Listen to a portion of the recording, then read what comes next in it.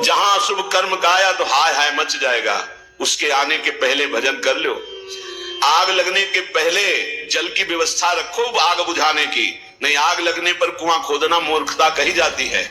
ऐसे ही जब विपत्ति और संकट आते हैं तब बचाव पक्ष के लिए भगवती स्मृति ही नहीं रहती कि हम भगवान की याद कर ले, भगवान से प्रार्थना करें।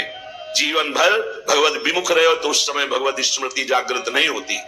इसलिए ये केवल संसार से मुक्त होने के लिए मानव देह मिला है। केवल हरि सुमिरन ही संसार से मुक्त कर सकता है। खुली बातें, ये मानव देह केवल भगवत प्राप्ति के लिए मिला है। भगवत प्राप्ति निरंतर भजन से होती है। भजन छोड़ करके, कृपा समुद्र भगवान का लीला कथा स्मरण छोड़ करके जो भोगों में रति है, यही हमारे नाश का हेतु है। सावधान, एक काल प्रतिपल तुम्हें चबा रहा है, तुम देख नहीं पा रहे हो, बस लीलने की देरी है। ए वो गया, ए वो गया, ए वो गया। ऐसे तुम भी नंबर में हो, हम भी नंबर में हैं। राधा राधा राधा राधा भगवान को प्राप्त कर लेता है, भगवत प्रेम प्राप्त कर लेता है और असली सुख में निमग्न हो जाता है। नाम जीवन में परम पद की प्राप्ति की अभिलाषा, समस्त दुखों की निवृत्ति एकमात्र नाम से होती है। नाम जप का ऐसा अभ्यास करो किसी भी परिस्थिति में ना छूटे और दैन्य रहो। ये जो शरीर है पांच भौतिक शुभ अशुभ कर्मों के मिलान से बना हुआ तुम नहीं हो। इस शरीर को प्राप्त करके यदि गर्व करके सतमार्ग में नहीं चलोगे छीन लिया जाएगा। ऐसे शरीरों की रचना होगी, न गर्व कर पाओगे, न बोल पाओगे, न कोई पहचान पाएगा तुम्हें। इसलिए असलियत समझ लो। रोज ये डंडा सत्संग का इसीलिए चलता है, होश में हो जाओ। भगवत प्राप्ति करना ही करना है। अब इधर उधर भटकने की कोई भी गुंजाइश नहीं। अगर कदम रखते हो तो ऐसे दूर हो जाओगे, ऐसे दूर हो जाओगे कि दोबारा स्फुरण ही नहीं होगा, इस मार्ग का स्फुरण नहीं होगा। नाम चलता रहा तो बात बन जाएगी। नाम न छूटने पावे, लेकिन नाम जब में प्रीति नहीं। तुम भगवत मार्ग के पथिक हो करके खाली हो, तुम्हारे अंदर पीड़ा नहीं कि तुम्हारा एक मिनट भगवत विस्मरण से व्यतीत हो रहा है, तुम्हें पीड़ा नहीं। तद स्मरणेन परम व्याकुलते थी। कैसे? हम पद गायन किए, पद गायन करते समय भगवत लीला का गायन कर रहे हैं, फिर रुके, फिर दूसरा कीर्तन शुरू हुआ। उसके बीच में हमने कई बार नाम जप किया। नाम जप नहीं हुआ क्या? व्याकुलता पैदा हो गई। पद गायन के समय हमारा कोई और चिंतन तो नहीं था। आभास मात्र हृदय को जलाने लगता है। क्या जिंदगी, क्या जीवन है, क्या जीवन है, ऐसे लगने लगता हो। आप खाली आराम से बैठे हो और आपका चिंतन कहां है? आपको यह पता नहीं कि आप हो कौन, आपका यह पता नहीं कि आपका कर्तव्य क्या है। रोज चीख चीख के चिल्लाते हैं, एक भी सेकंड खाली रहना ही पाप है। हानि हरिवंश के नाम अंतर पड़े, लाभ हरिवंश उच्चरत बानी। का हनुमंत विपत्ति प्रभु सोई, जब तो सुमिरन भजन न होई। सब शास्त्रों का सार है। खूब भगवत कृपा से बचपन से शास्त्र स्वाध्याय किए, इतने इतने बड़े बॉक्स गुरु आश्रम में आज भी रखे होंगे। सब शास्त्रों का सार पाया है नाम।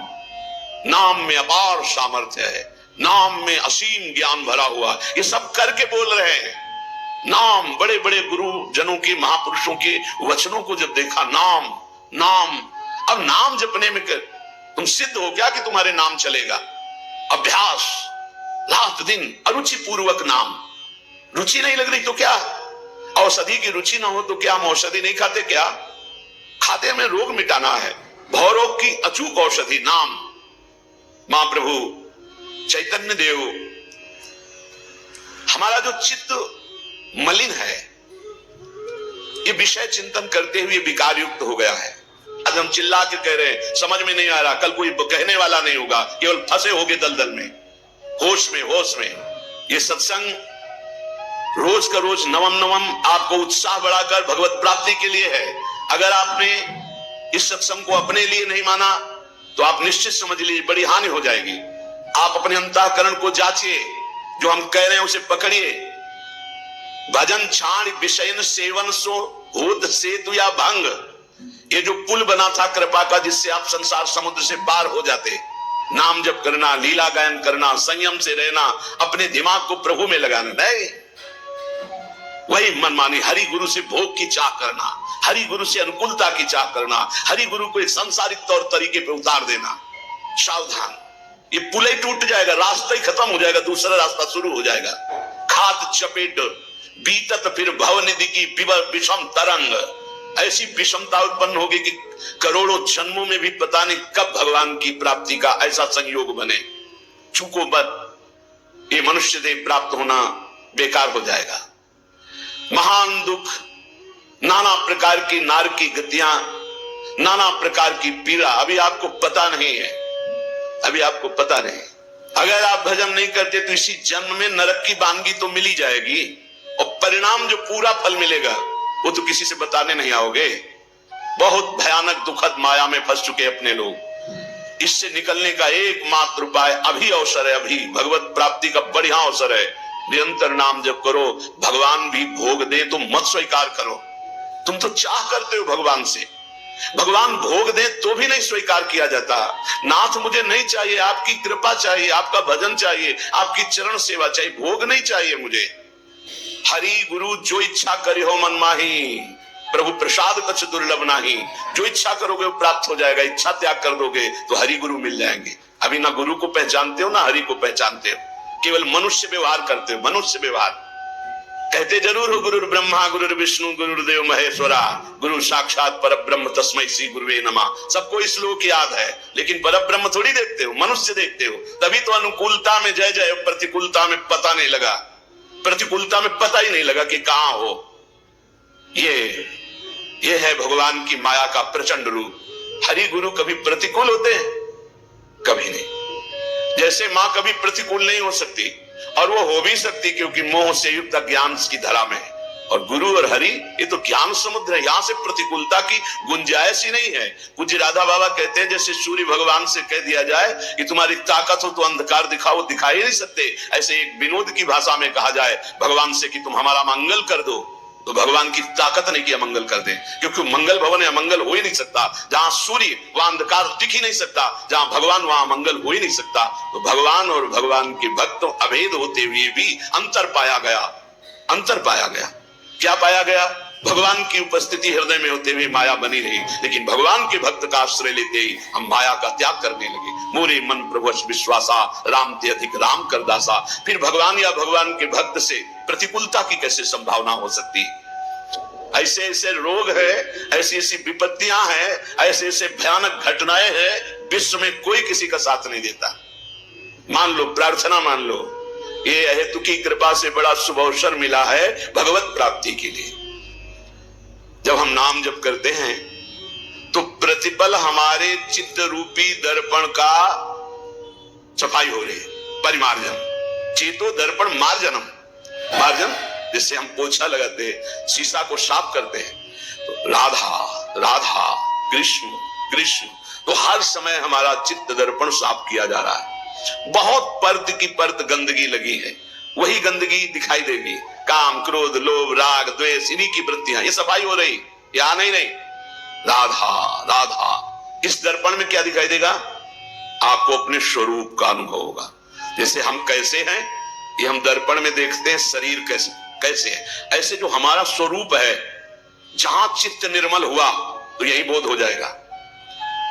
एक है अंतःकरण में, संकल्प विकल्प करने के कारण मन कहा गया, चिंतन वृत्ति होने के कारण चित्त कहा गया, निश्चयात्मिका वृत्ति होने के कारण बुद्धि कहा गया, और क्रिया को स्वीकार करना कर्तृत्व भोक्तृत्व भाव होने के कारण अहंकार कहा गया। स्वरूप से एक है, इसलिए उसे कभी चित्त कहा जाता है, कभी मन कहा जाता है, एक ही है।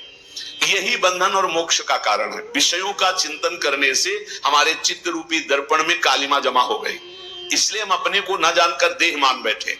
अब जब नाम हम जब करते हैं तो मानो चित्त को निरंतर साफ कर रहे, और जहां चित्त निर्मल हुआ तो चित्त के अधिष्ठात्र देवता जानते कौन है? वासुदेव। वासुदेव कौन? भगवान। भगवान कौन? हमारी आत्मा। वही आत्म तत्व का बोध हो जाता है, वही भगवत साक्षात्कार हो जाता है। चेतो दर्पण मार्जनम, बार बार नाम जप कर रहे तो मानो हम अपने चित्त रूपी दर्पण को साफ कर रहे। जैसे जंगल में दावाग्नि लग जाती है तो एक ही उपाय होता है, वर्षा हो जाए, बस तुरंत अग्नि शांत हो जाएगी। तो नाम कीर्तन नाम जप क्या है? इस संसार में जो आग लगी, कामाग्नि, क्रोधाग्नि, लोभाग्नि, मदाग्नि, मोहाग्नि, ये सब अग्नियां हैं। इनको शांत करने के लिए नाम जप नाम कीर्तन क्या है? वर्षा है, वर्षा। राधा राधा राधा, ये सब शांत होते चले जाएंगे। कभी भी ना अपने मन को प्रसन्न करने के लिए कुछ गलत करे और ना कभी किसी के मन को प्रसन्न करने के लिए कुछ धर्म विरुद्ध करे। नहीं, जीवन भर चलना पड़ेगा। शब्द लिख लो, अपना मन जब गलत मार्ग से सुखी होने की बात करे तो बहुत जलन होती, तो लगता है कर दो यार, शांत हो जाएगा। कभी धोखे में मत फंसना, ये दुष्ट तुम्हारे ऊपर चढ़ बैठेगा, तुम्हारा नाश कर देगा। ऐसे ही कभी किसी के भी मन को खुश करने के लिए कुछ मत करना, नहीं तो मर जाओगे अपने परमार्थ से, मिट जाओगे सतमार्ग से, और तुम्हारी वासना तुम पे हावी होके और भय और वासना दो तुम्हें गुलाम बना लेंगी। ये कागज में लिख लो, ये अनुभव की बात कहता हूं, छाती के अनुभव की बात कहता हूं। महापुरुषों ने, संतों ने जो शास्त्रों में लिखा वो मन को जोड़ के लिखा है। कैसे अनुभव होता है? तुम्हारे मन में अपने मन को जोड़ दिया, पूरा का पूरा संपूर्ण मन का भाव आ गया, उसी को समझा जाता है दावाग्नि निर्वापणम। भाव दावाग्नि, संसार रूपी दावाग्नि को शीतल जल की तरह शांत करने के लिए नाम जप है, नाम कीर्तन है। महाप्रभु चैतन्य देव कह रहे, जैसे बढ़िया चांदनी खिलती है तो कुमुदनी खिलना, चंद्रमा की चांदनी को देखकर जैसे कुमुदनी खिलती है, ऐसे श्रेया कई रहो कल्याण रूपी कुमुदनी, परम कल्याण रूपी कुमुदनी के खिलाने के लिए नाम चंद्रमा की चांदनी है। नाम कीर्तन, नाम जप निरंतर महामहिम है। ये नाम चेतो दर्पण मार्जनम, चित्त रूपी दर्पण का मार्जन करने वाला है। भाव महादावांग निर्वापणम, संसार अग्नि को शांत करने के लिए शीतल जल है। और मोक्ष, कल्याण, श्रेय, इस कुमुदनी को खिलाने के लिए ये चांदनी। कैलो चंद्रिका वितरणम, और विद्यावधु जीवनम, विद्या जो अविद्या को नष्ट कर दे, वो ज्ञान, वो परा विद्या, उसका जीवन है ये नाम। जो नाम जप करता है उसको जो ज्ञान प्राप्त होता है, ब्रह्मभूता प्रसन्नात्मा न शोचति न कांक्षति समा सर्वेषु भूतेषु मद भक्तिम लभते पराम। जो परा ज्ञान है, परा भक्ति है, वो नाम से प्रकट होता है। वो वेदांत के श्लोक याद करने से नहीं होता है। वो जितना नाम जप करोगे, जितना भजन करोगे, उतने शुद्ध ज्ञान आएगा। विद्यावधु जीवनम, जो अविद्या का नाश करके स्वरूप बोध करा दे, ऐसी विद्या रूपी वधु का जीवन है नाम। जितना नाम जप करोगे उतना विद्या प्रकाशित होगी, अविद्या नष्ट होती चली जाएगी। आनंद समुद्र को बढ़ाने वाला, पद पद पर पूर्ण अमृत का दान करने वाला। जैसे जैसे नाम जप करोगे आनंद बढ़ेगा। पहले तो जलन बढ़ेगी, जो गलतियां हैं वो मिटेंगी, जो गलतियां असहनीय होंगी, जो गलतियां उस पर गुस्सा आएगी, कैसे मेरे से गलती हो रही, कैसे मैं गलत हो रहा हूं, क्या चाहिए मुझे, क्यों मैं भगवान नाम छोड़ करके गलत आचरणों में उतर रहा हूं। नहीं नहीं, वो पहले जलन होगी, पहले आपके अंदर एक तेज पैदा होगा जो आपको इस दलदल से निकालेगा। काम, क्रोध, लोभ, मोह, मद, मत्सर, वो जलन रूपी तेज होगा। फिर आनंदाम्बुदिवर्धनम प्रतिपदम, एक एक क्षण में आनंद का अनुभव होगा। पहले बीमार जिभ्या है, इसको नाम का स्वाद नहीं मिलता।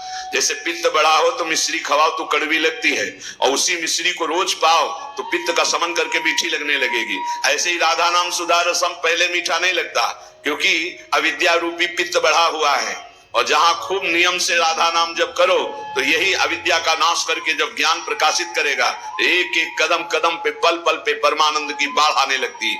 आनंदाम्बुदिवर्धनम प्रतिपदम, स्वाद कैसा है? पूर्णामृत स्वादनम, पूर्ण अमृत स्वाद से भरा हुआ। राधा नाम सुधा रसम रसी तुम जिह्वात तुम्हें विह्वला। प्रवचन नहीं केवल, जबकि देखो एक एक नाम में कितना नशा है, कितना स्वाद है, कितनी मादकता है, कितना उन्माद है, पर कुसंग नहीं। अगर कुसंग करोगे, पापाचरण करोगे तो चलनी में गैया दुहे, दोष दैव को दे, हरिगुरु कहो न माने अपनों ही फल। अगर मनमानी आचरण करोगे तो ये राधा नाम सुधा रसम ये समझ में नहीं आएगा कि कहां अमृत रस है। महाप्रभु चैतन्य देव कह रहे पूर्णामृत स्वादनम, नाम क्या है? पूर्ण अमृत का स्वाद। जो देवताओं को अमृत मिला वो तो ऐसा नहीं है जैसा नामामृत है, क्योंकि उसको पी के भी वो कामी है, उस अमृत को पी के भी वो भयभीत है, उसके पीने के भी बाद उनके हृदय में तृष्णा है, ईर्ष्या है, द्वेष है। लेकिन नामामृत पीने के बाद सब नष्ट हो जाता है, निर्भय निश्चिंत, निशोक, राग द्वेष रहित समत्व को प्राप्त महापुरुष, ऐसा नामामृत है। संपूर्ण आत्मा को आनंद से सराबोर कर देता है ये नाम जप, ये नाम कीर्तन, सर्वोपरि विराजमान नाम। जिसके जिह्वा पर, कंठ में या हृदय से नाम जपने का स्वभाव बन गया है। कहां चल रहा है तुम्हारा नाम? देखो, जिह्वा पे या कंठ में या हृदय में। हृदय वाला तो कुछ सेकंड के लिए सब कोई देख सकता है जो अभ्यासरत है, लेकिन निरंतर हृदय से चलता है वो तो काफी नजदीक पहुंच चुका है प्रभु के। कंठ से जिनके चल रहा है तो अभी हृदय गुफा पे प्रकाश होना बकाया रह गया है, और जिह्वा पे चल रहा है तो अभी काफी दूरी है। कंठ में आओ और फिर हृदय में अंकित पूरा नाम दिव्य अक्षर में हृदय में अंकित है। बार बार स्मरण हो रहा है, जैसे दिल धड़क रहा है ऐसे नाम मंत्र चल रहा है। इसके लिए अभ्यास चाहिए। प्रभु के नाम में जितने भी नाम है अपार सामर्थ्य है। भगवान ने अपनी संपूर्ण शक्ति नाम में विराजमान कर दी।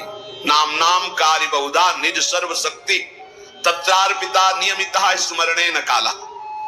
जो नियम पूर्वक नाम जब करता है, स्मरण करता है, उसको अनुभव हो जाएगा कि भगवान ने अपनी सारी शक्ति नाम में रख दी है।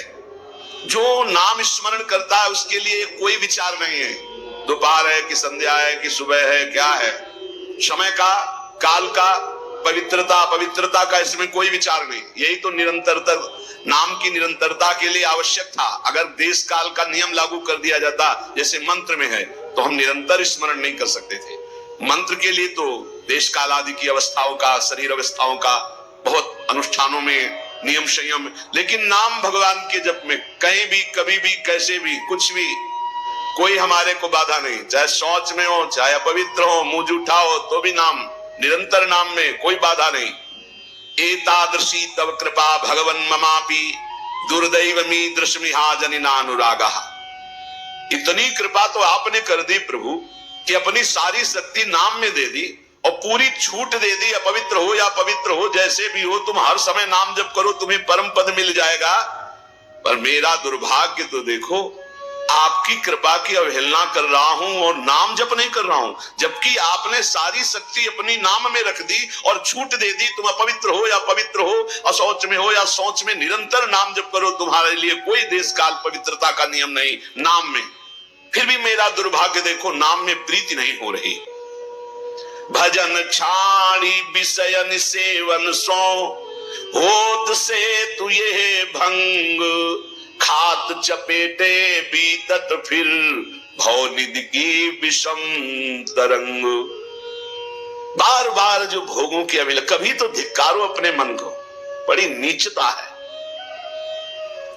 मन आज कसम खाएगा कि कभी नहीं करूंगा, शाम के बदल जाएगा बेईमानी। इसको देखा है, कसम खाएगा जीवन में, गंगा कसम, भगवान कसम, दुनिया की कसम खाएगा और फिर नीच वही बदल करके उसी में चला जाएगा। ये देखना, इंद्रियों के न घोड़े भगे, रात दिन इनमें संयम के कोड़े लगे।